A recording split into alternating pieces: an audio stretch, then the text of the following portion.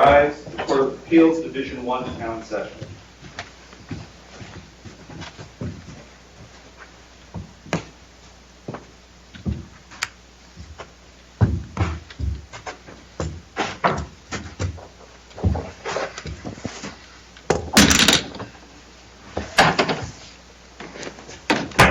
Please be seated. Good morning. We are here this morning for oral argument in our case number CV22 0088 Left Thumb v. State. Each side has 20 minutes for your argument, and the appellant may reserve time for rebuttal. I would just ask that you keep track of that yourself, because we do not. And there's a clock on the podium. Proceedings are being audio and video recorded, so if you would introduce yourself and your client. We've read the briefs, conferenced the case, and are familiar with the arguments raised. Please keep that in mind when you're arguing. And with that, you may proceed, counsel.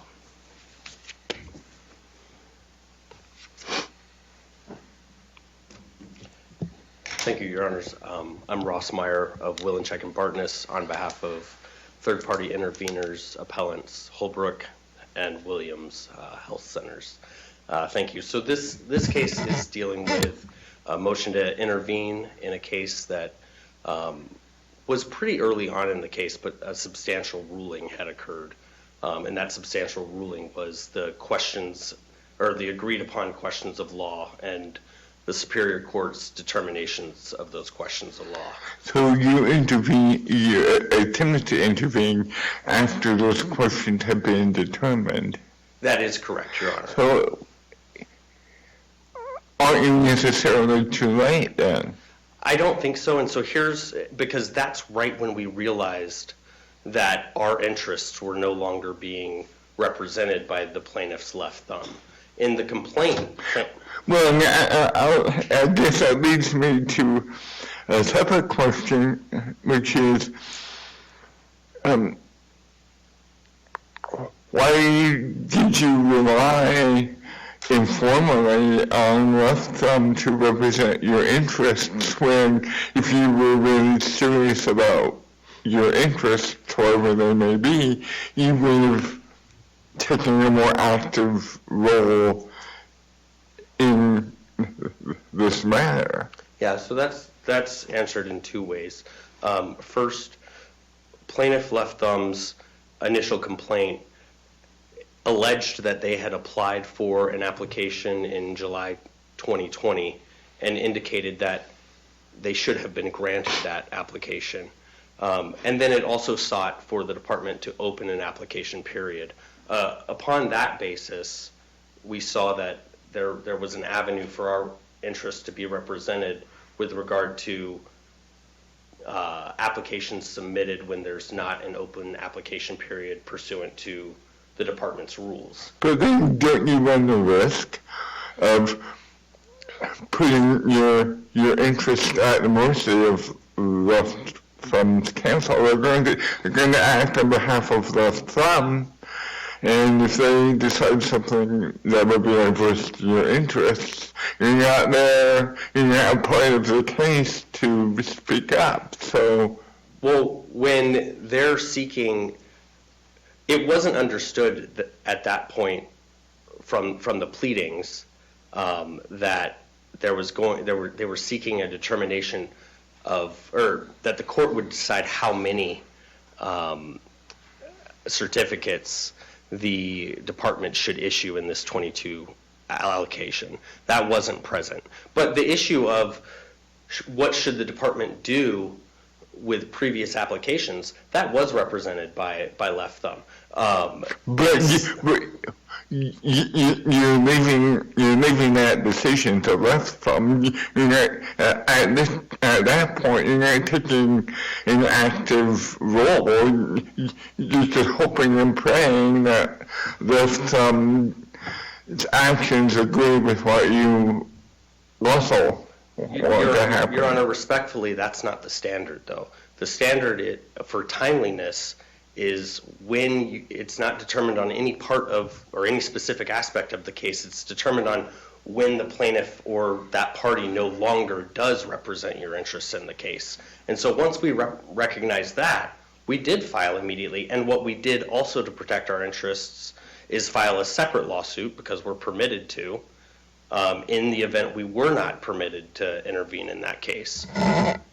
And that's a separate appeal, correct? That is a dismissal separate on that appeal. one? There's a number of appeals related to these entities, and I think I had 4 appellate briefs due in one day, a couple Sure. weeks back. So as to the point in time when your clients realized Left Thumb was no longer Yes. representing its interests, the motion to intervene was filed in November, correct? Yes. In August, the parties issued a stipulated findings of fact, correct? Yes, And at that point, didn't Left Thumb make clear it would file a new application? It was not going to rely on a previous application it had filed in 2020. At that point, yes. I don't know if my client became aware of exactly what was filed until Judge Cooper's ruling came out, which was about 6 weeks, I think. But your client was following the case since March, correct? Since it had... He was aware of the case. Okay. I mean, he wasn't a party to the case. He wasn't on ECR. Sure. I think he would get the case updates occasionally. I think when he saw the pleading file, saw that there was a pleading filed in the agreed upon questions of law. I can't say whether he read that or not right then. For reference, my client, and this isn't in the, it is in the record. They did bring in the, I think the whole, the Joshua Tree case. So it is in the record. But at that time, a similar LLC with the same ownership had taken a similar procedural route with the department, had agreed on a separate statement of facts, and sought and filed joint summary judgment motions. And so I think the thought process from my client was, okay, that's a similar proceeding, doing the similar actions. I'll see what the court rules and how that affects what happens. And why would your client do that rather than join? I mean, could your client have joined that Thumb's lawsuit or any similar lawsuit? I really don't think so, because at that point, the argument would be made our interests are represented by a plaintiff who's seeking that determination. I think that would be a weaker argument than when we did attempt to join, when it was clear that our interests were no longer represented. So is there a difference here between what you call that issue, which I think is the legal issues, and the scope of the relief sought in the lawsuit? Do you mind rephrasing that? Sure. Just so I'm clear. At what point would your client have understood that Left Thumb didn't seek the same relief that it sought? I think it can certainly be stated that when the questions of agreed upon law were filed, at that point my client could have made that determination. When the ruling came out is when I know he saw it and realized his interests were no longer being represented. Well, that ruling was very good in a lot of ways, because it explained the process of the statutes and the rules, and did a very good job in that ruling. The key part that affected my clients was that the 8 certificates were now to be awarded in the 22 allocation, rather than be some of them held back related to the litigations and appeals that are ongoing about previously submitted applications that were denied or were rejected and not accepted. So the trial court, I think, reasoned, they called it moot. They denied the motion to intervene as moot. What, do you know what does that mean something else, or? There was an oral argument on this, and I believe, I'd have to look at the record, but I believe the court even ruled before an opposition was filed, or at least our reply was filed. And so I don't know. I took it as the case has been decided, and there's no purpose for you to intervene at this point because the parties had settled is what happened. So you interpreted that differently than a denial based on timeliness? They separate, they different reasons? Mootness could incorporate under that umbrella timeliness, because if you're not timely and the case is over, it could be moot. But I took it as, hey, the party's settled, so there's no dispute going on. Therefore, your motion, there's nothing to intervene with regard to. That's how I took it. If the court had allowed your client to intervene, would the court have had to reconsider its substantive rulings? So that's a great question, and I don't believe so. We submitted a proposed order of judgment that would have allowed the court's substantive ruling to continue while also withholding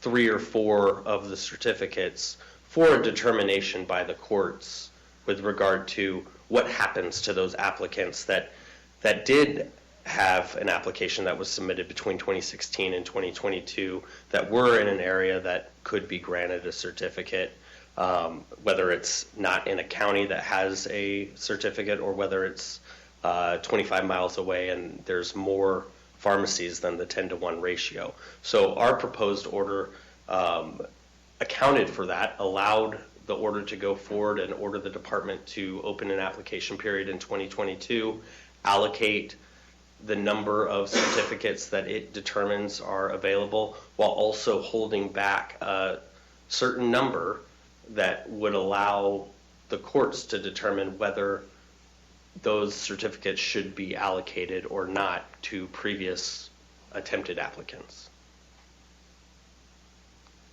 Okay, and this is the issue, so I will reserve the rest of my time, but I appreciate your questions. I think they're straight on, and thank you so much.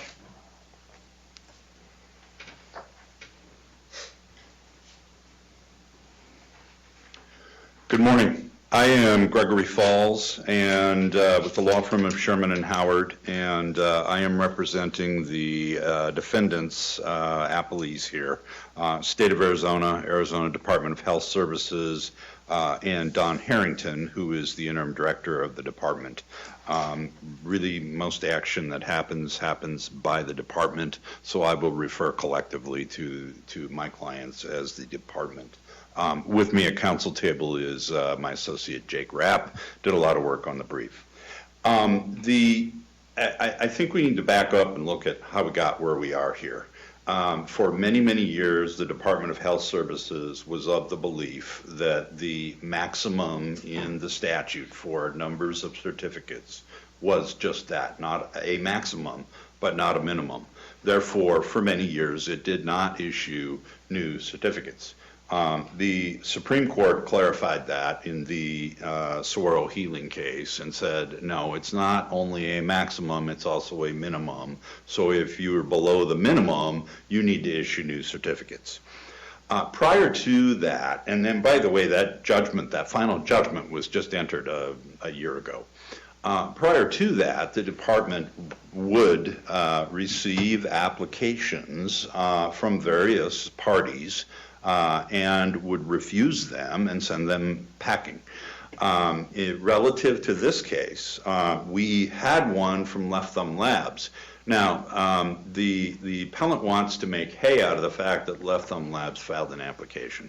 Well, they tried to, and what happens is they bring them to the department, and the department will refuse to accept them and send them on their way. Every once in a while, they'll leave them there, and the department will send them back to them. So there may have been many, many others who did that. I don't know. That's not in the record. What we do have in the record is that Williams Health Center, one of the interveners here, and Holbrook Health Center, again, tried to do the same thing. Their case is up on appeal. Their claims were denied. And so that will be decided at a later time. There were 4 other entities, Joshua Tree, Cactus Wren, Saguaro Health, and Desert Tortoise, that did the same thing. And their claims were also rejected. Their case dismissed. That case is also up on appeal to this court. So what we got was we ended up with a party, Left Thumb Labs, saying we want mandamus. We want the court to order the department to open an allocation and issue certificates to people who are entitled to them. Not to Left Thumb, not to anybody else, to whoever may apply and whoever may be entitled. Historically, there have been hundreds who have applied. So these are very common. They're something that are very much in demand. I think what we need to look at, though, is that the relief sought was not give Left Thumb a certificate or Holbrook or Williams or anybody else. It was open the process and give it to the applicant who's entitled to receive one. Now, what we have here is really not a dispute over what Judge Cooper did, ordering the department to take action. What we have is a dispute over Judge Cooper denying the appellants an opportunity to intervene. The intervention that they want is as a matter of right, and that is under Rule 24A2, where the move-on claims an interest relating to the subject and is so situated that disposition in his absence may impair the ability to protect that interest unless an existing party adequately represents that interest. Existing party did. Left Thumb Labs did represent that interest because Left Thumb Labs got what they wanted. What they wanted was a mandamus that the department will open the application process. Now, there really was only one issue below. The department conceded, based on Saguaro Healing, that it needed to open the allocation process. The issue was there were 6 counties that did not have dispensaries. I call them empty counties. And the question was, do you issue the certificates to those empty counties first, and then if there are additional certificates available under the 1-in-10 ratio, do you issue them? Or do you issue all of them under the 1-in-10 ratio first and then issue them to the empty counties? That was the issue. The position of the department was you do the counties first and then the 1-in-10 pharmacy ratio. Left Thumb's position was the exact opposite of that. And unlike the Heritage 2 case where they gave up and conceded, that didn't happen here. Left Thumb argued its position to the end. The department argued its position to the end. And it was really not possible in the case for somebody to say, here are the hundreds of people out there who tried to apply and were denied, therefore we're going to order that they get their certificates. Because that really was not the issue in the case. The issue in the case was, are you going to open up the allocation? And if so, how are you going to do it? Now, that was decided by minute entry on November 17, 2021.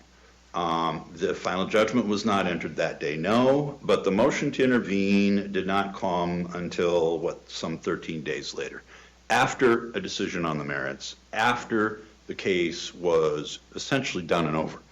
Okay, counsel. So Yes. that's where we're at. Okay, so why was the denial of the motion to intervene not an abuse of discretion?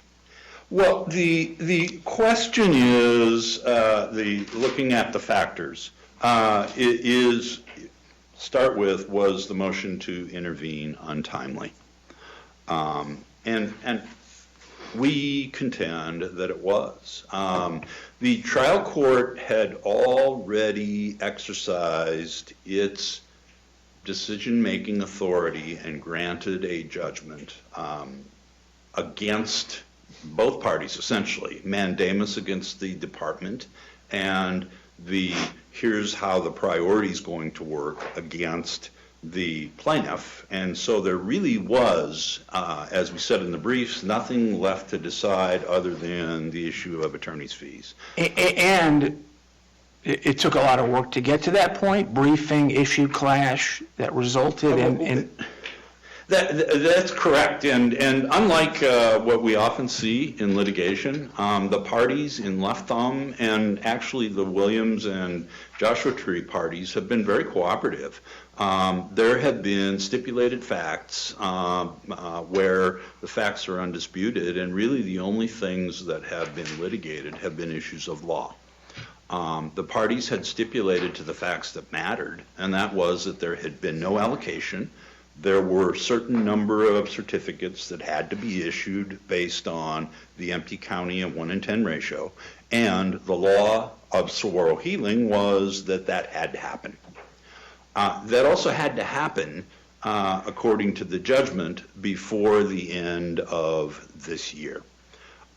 This is not in the record because it's happening as we stand here. But the judgment requires the department to act before the end of 2022.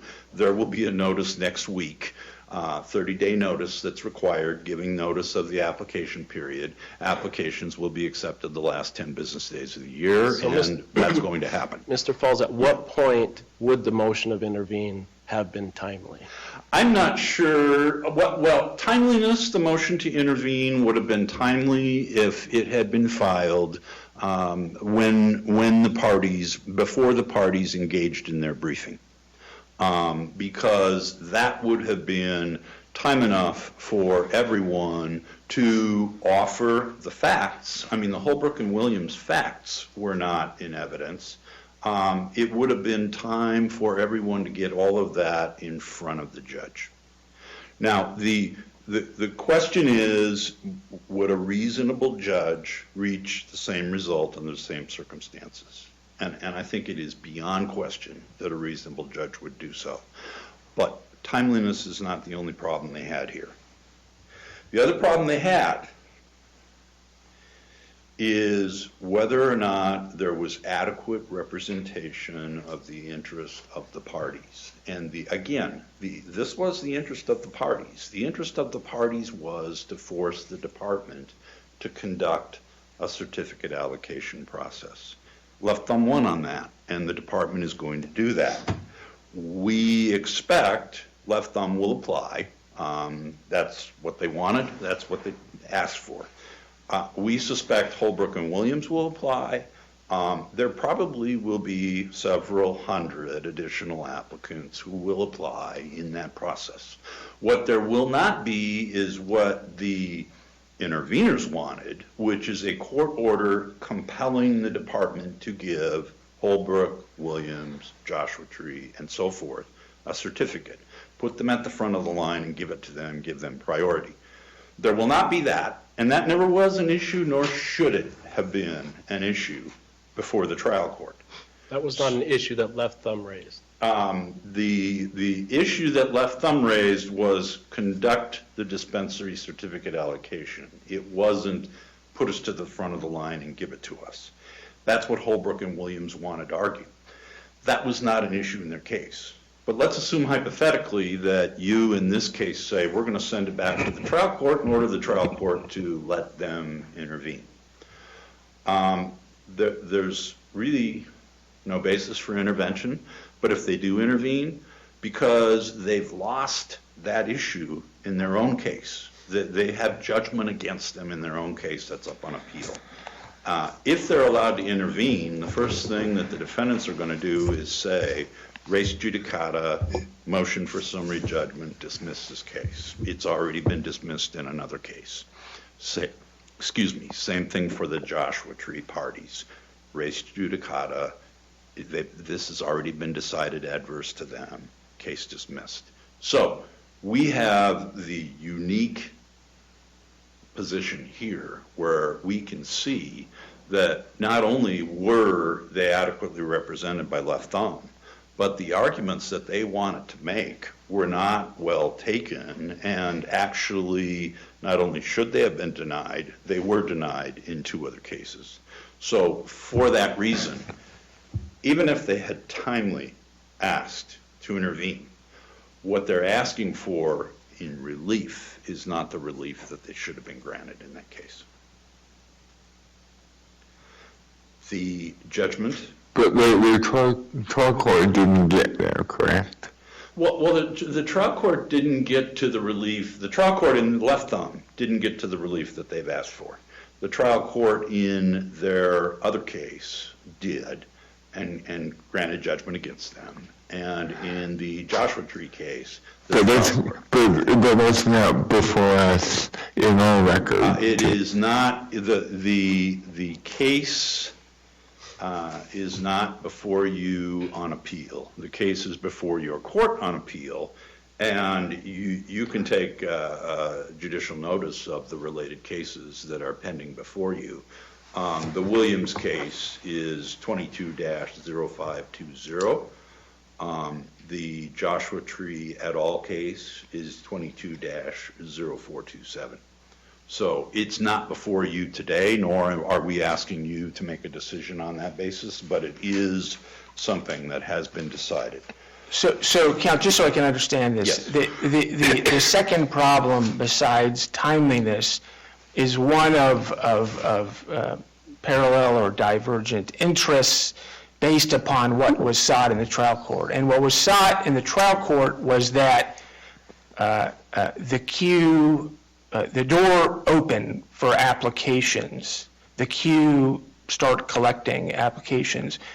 And what Williams and Holbrook wanted was qualitatively different. It was beginning there and put us at the front. That's exactly correct, yes. Okay. They didn't, Williams and Holbrook didn't even want to open the certificate allocation process. They wanted a judgment that said, give it to them. They get it, done, over, nobody else is in line. And 2 things, and we argued this in a little bit more in our brief, but we said that they have no interest related to the subject of this case, and they're not directly affected by the judgment. And by taken literally, that's probably a little extreme, because they do have a right to go through the application process, so they do have an interest in that. But their interest that they've advocated is an interest that they should step to the head of the line and get a certificate. That is not a subject in this case. That is not something that was ever before the trial court. It's not something that was going to be decided. They're not directly affected by the judgment in that, yeah, there was a separate case where their relief was denied, but the judgment in this case does not deny them any of their claims that they were asserting in the separate case. It didn't harm them at all. All the judgment in this case did was it let them and the rest of Arizona apply for certificates when that process is open later on at the end of December. Can you provide any insight as to what the court meant when it said moot in denying the motion? My understanding of what the court said when she said it was moot was that there's already been a decision on the merits. The decision on the merits is to do the allocation process. Therefore, what you're asking for is moot because we're going to open it. We're going to open the allocation process, and therefore you and everybody else will be allowed to apply. So a preclusive doctrine, res, or whatever we call it these days, issue preclusion. The point, it has been adjudicated. we're moving forward. It was more of a preclusive rationale. Yes, nothing further to be decided in this case. Therefore, there's really no reason for me to reopen this case, bring you in, and consider the issues, because again, we've already decided it. And actually, we've decided it in favor of the plaintiff and against the defendants. That's all I have, unless the court has questions for me. Okay, thank you.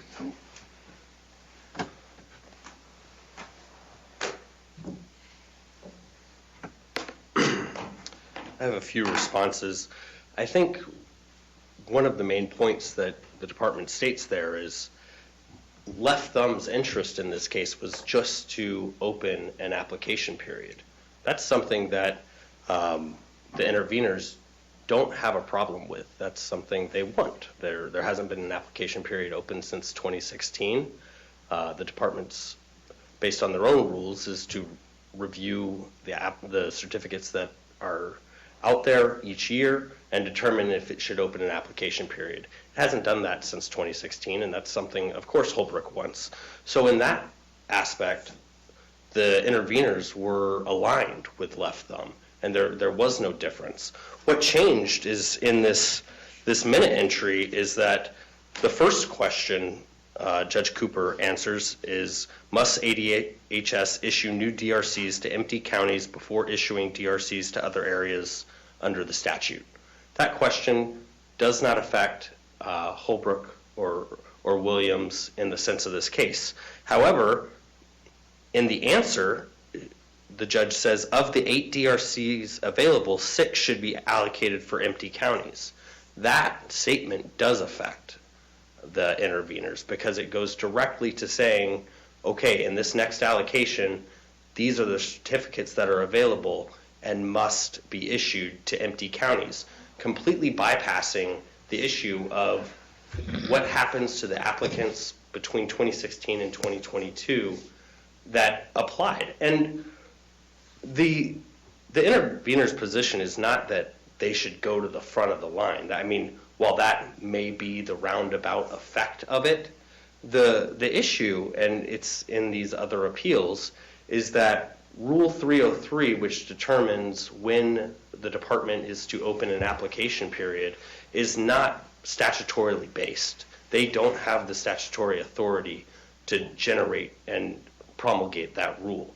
And that's because 2803, I believe subsection 4, discusses the rules they're able to adopt related to applications of dispensary registration certificates, and they're only allowed to adopt rules about the process of applications that are related to theft and crime.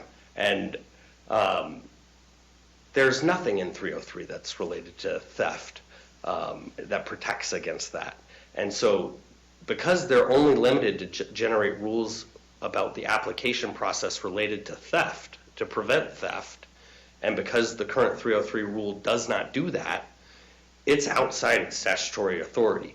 And once you get there, you look at 2804C, which talks about the maximum of and the minimum dispensary registration certificates that are available, and the Saguaro Healing case talking about the department's required to accept applications. The language in Saguaro Healing from the Supreme Court is they're required to open the application period when there's an empty county or the 1-in-10 ratio is exceeded. However, that's assuming that 303 rule is statutorily correct.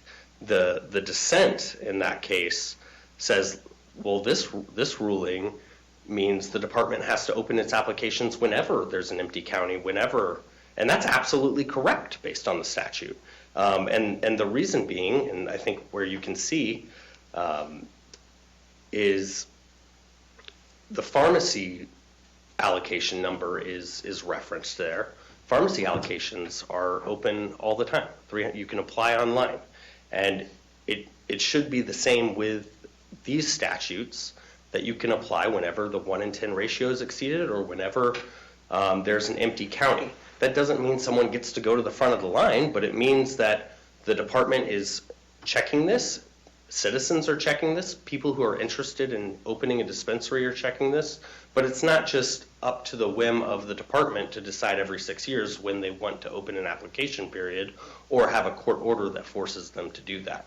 In this case, the defendant or the interveners did not have a problem with a court order ordering them to open the application period.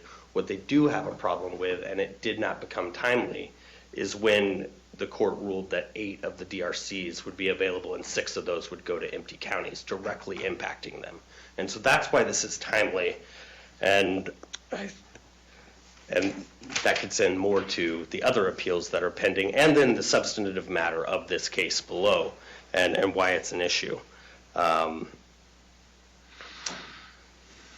If there's any other questions, I'm happy to answer. I don't think so.